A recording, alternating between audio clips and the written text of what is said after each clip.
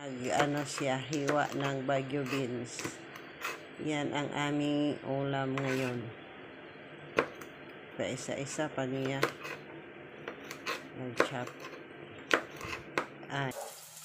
Gisa na siya ng ahos at sibuyas. Sinagsabay lang niya. Mikos-mikos guys. Mikos-mikos ang niya. Wala kasi ibang ano. Tapos sunod, sahog niya sa Baguio beans ay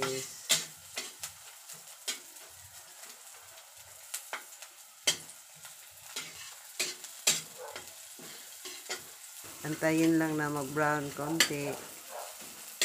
Tapos ilagay na niya yung ground pork. Yan, gisa-gisahin. Ukay-ukayin. Mikos-mikosin.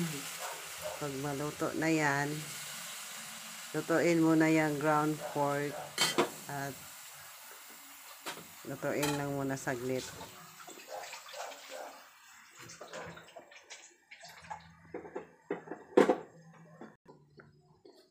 Lagyan niya ng paminta at saka salt.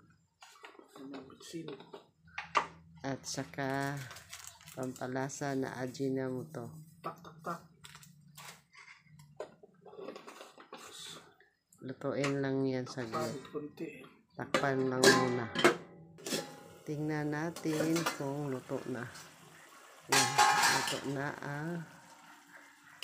Kuha na itong tubig na. Wag na. Hindi ka naman maglagay ng tubig dyan. Pag nilagay mo na yung Baguio beans.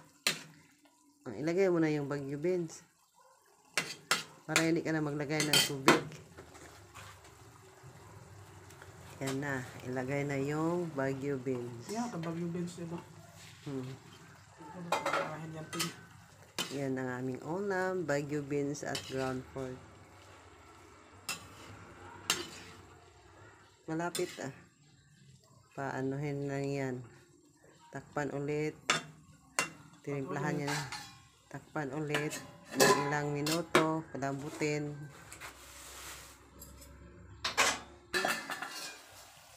Tingnan kung luto na. Ayan.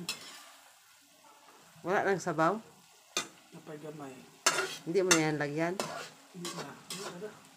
Yan na lang? Tikman mo muna. Kung ano ba.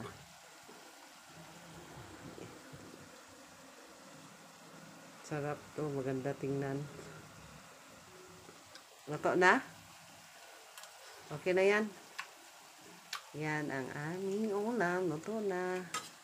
Kaunti pa.